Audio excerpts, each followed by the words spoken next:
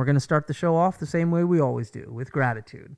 From the bottom of my heart, I want to thank everybody tuning in and or watching this later. You could be doing a million things with your time, and I can't tell you how happy I am that you're spending it with us. On that note, Tanner, hit him with the intro. How's she cutting me, loves? You're listening to the Mac City Morning Show.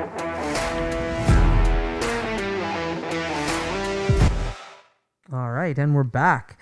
So once again, I'm excited to talk to our guest here today.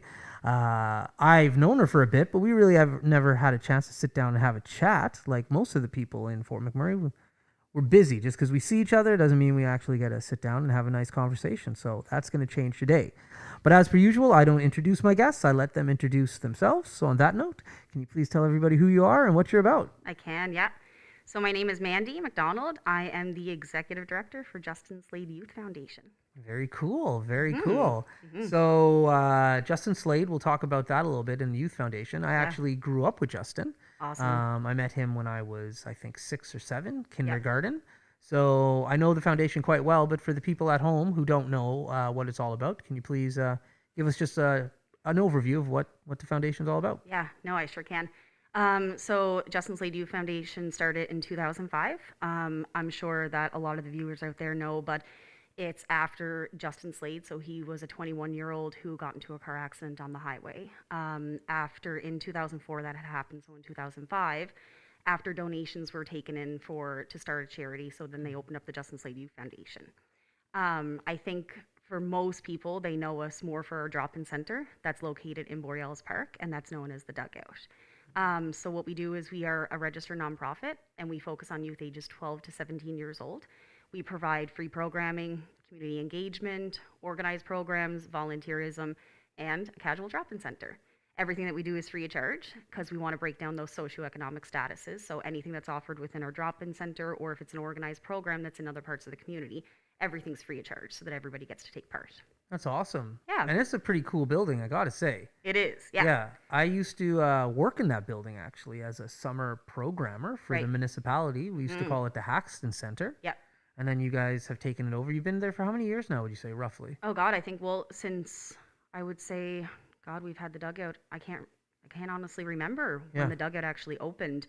I think that it started pretty much in 2005, right? I know that we had office space in other places, right? And then we used that as the drop-in center because it was being used as a municipality building at the time too. And then eventually we had some offices that were inside that building, so we used to share it with the municipality, right? And then eventually there was other locations that opened up under the city, and then we took the ownership of the building over ourselves, right? So we still lease it from the city, and we're very thankful for that. They pretty much give us it free of charge every single year so that we can run this as a drop-in center. Main goal for it, keep kids off the streets, right? Give them something to do that's productive, make them into responsible adults, give them some life skills, whatnot too, right? That's right. Yeah. And there's one responsible adult that used to drop into the center. Yeah. I think we both know him quite well. He's the man behind the camera. His name is Tanner. Right. Responsible? Who's this? Yeah. He's pretty responsible. Hey, you show up every day and we get the show out. So that's something, Tanner. Honestly, Tanner's one of the first kids when I had started there, because I've been with Justin Slade Youth Foundation for 10 years now, right? Wow. So for me, I only became the executive director in 2016. So I kind of started off in the youth worker position. So that's the time that I knew Tanner, that I got to work on the floor. So that was quite the experience with Tanner. Very cool.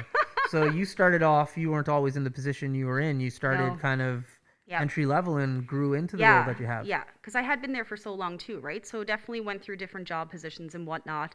I would say when it came to the positions that I went through, even as the program coordinator, probably one of my favorite positions there, although I do love my job as the executive director, but that's when you get that hands-on experience, right? So you're creating the programs, but not only are you creating them, then you're actually doing them with the youth themselves too, right? So that was my favorite part, because if you don't get that opportunity to connect with the youth that are coming in and out of the door, you kind of lose that big part of it, right? That's the part that's the most important. So that's for sure. I always give props to my youth workers. I have 3 youth workers now, and honestly, I say to them all the time, that is the hardest position, right? Because you need to have certain things in your life like empathy, sympathy, things like that, so that you can actually connect with the youth that come in there. That's right. Skills that I have as an executive director, some of those can be taught, right? But when it comes to a youth worker, those things are just things that you're kind of born with, or things that you learn throughout life, right? And your own life experiences that you go through. So it's something that you take the experiences and give that to the youth that are coming into the center. So Yeah. yeah, Yeah. it's That's really cool. awesome. So in regards to your story, where are you from? How did you get to Fort I am McMurray? from Cape Breton. Okay. Yeah, I'm from Glace Bay, Cape Breton, Nova Scotia. Nice. Went to school there, some university, switched over to college there. So I graduated from Nova Scotia Community College. And then, so my first time out in Fort McMurray, I moved here in 2007. Worked at a couple of places just as summer jobs and whatnot. Then I went back home, did another year of schooling, and then came back here and stayed here permanently after that. So Okay. made it my home, had 2 kids here.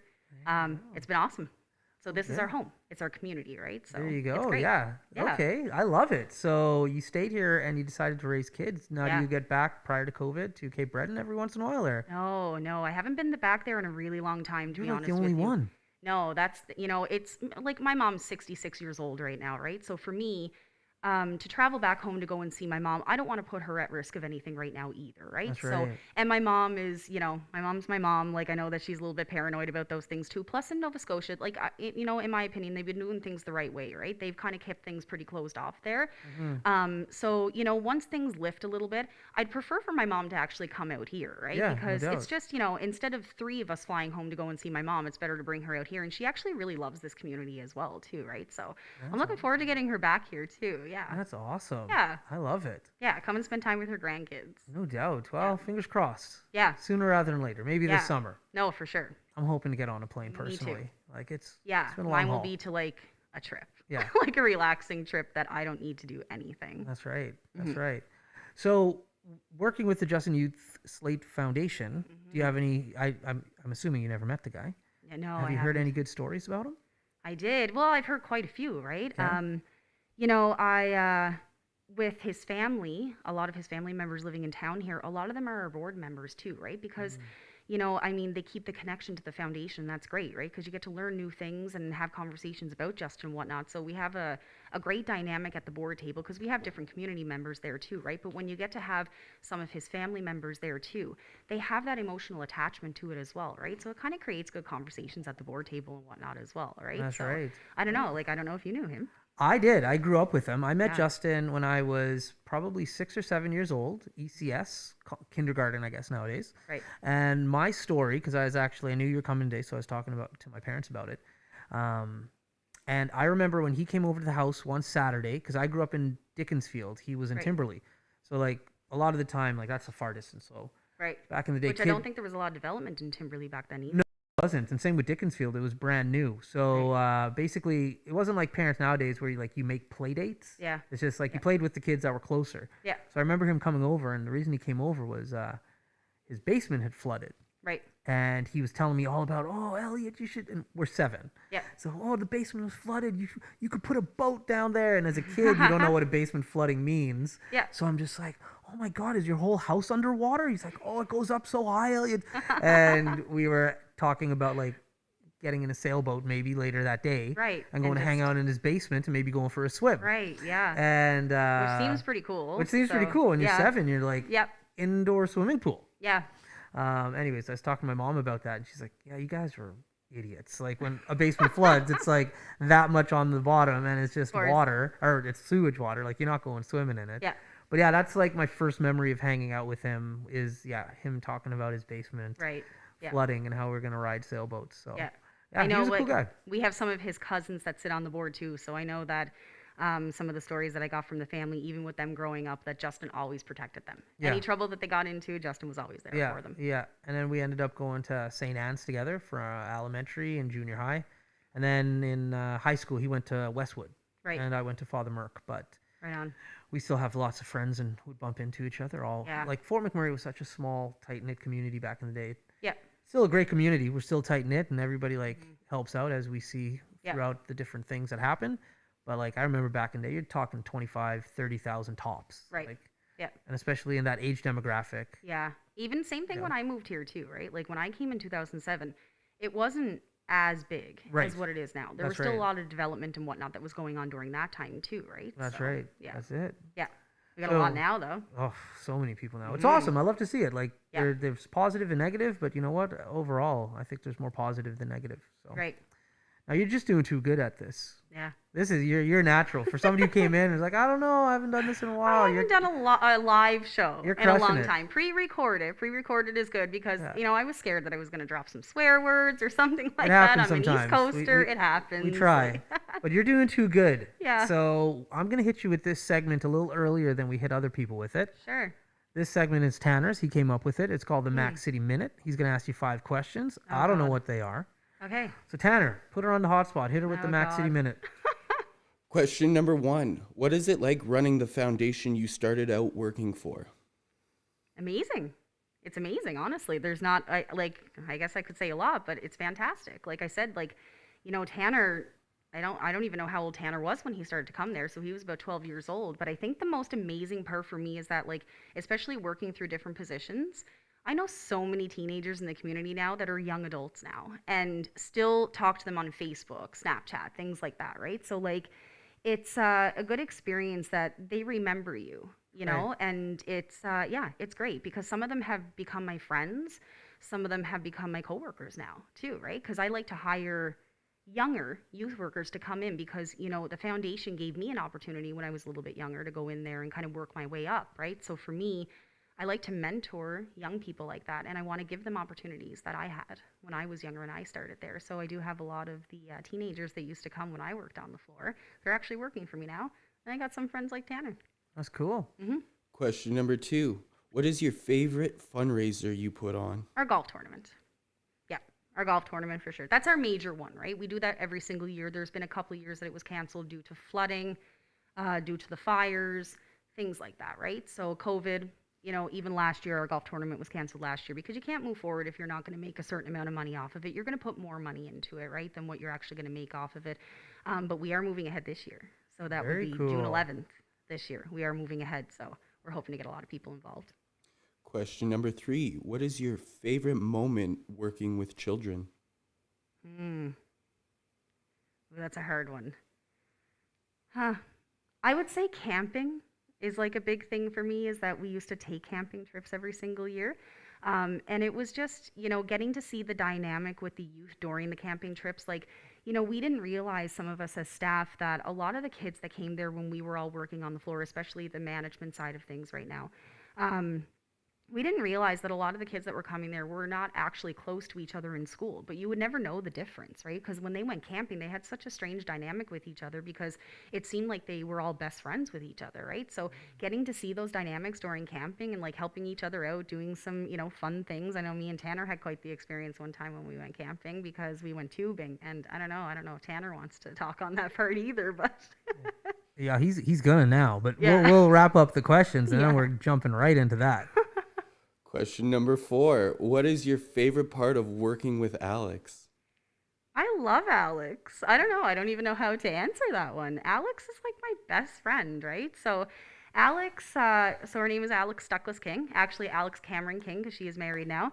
Alex is our program coordinator, and she started at Justin Slade Youth Foundation a year after I did. So obviously you build a connection with each other. So she's today she's my best friend and my coworker. So honestly, it's just the dynamic of getting to share that experience with working with different teenagers that I like the most about working with Alex. Mm-hmm. And your final question, how has working with children affected how you deal with day-to-day life? That's a hard one too. I think for me, it's just, making sure that I carry myself a certain way, you know what I mean? Because where you're connecting with youth like that, and they also want to connect with you even outside of the dugout, talk to them on Facebook, Instagram, things like that, right? You just make sure that you carry yourself a certain way, right? That you want to make sure that you're always trying to set an example of what a role model or a mentor should be. So I think that it's that. And I mean, it brings in a lot of experiences for my kids, right? I have a daughter right now who is going to composite. This is her first year of pretty much high school, right? So she's 12 years old now. So it's just some of the experiences that I went through with the youth that I was working on the floor with. I kind of bring that into knowing what my daughter is going through, I guess, in high school right now, right? Right. So that's probably the coolest part, yeah. Cool. Those have been your 5 questions. There we go. Cool. Now we're gonna go back to question number 3 there. Let me hear the camping story with tubing and stuff, Tanner. The camping story with tubing, it ended with me having to go to physiotherapy for a torn shoulder. Okay. Like, I don't know how you can do that in water with a tube. So well, I think the people at home want to hear all about this. So please elaborate. They forced me to go on a tube, and Mandy went, "You're gonna fall off that tube," and I went, "No, I'm not." And she's like, "You're gonna fall off that tube." So she instructed the boat driver to start doing boat donuts to create a big wake, and he went over the big wake, and I went, I don't know, 30 feet in the air on the tube, but I refused to let go. So my Which one hand. impacted me as Right. well. So So like I You held were on the tube with him. yes. Oh. Oh yes. Oh yeah, and I held onto the tube, and we went up, and I didn't let go, but my one hand slipped, and I went over my shoulder Right. and like held on for dear life, and swung back on and hit the ground, and basically couldn't move my shoulder for the rest of the weekend.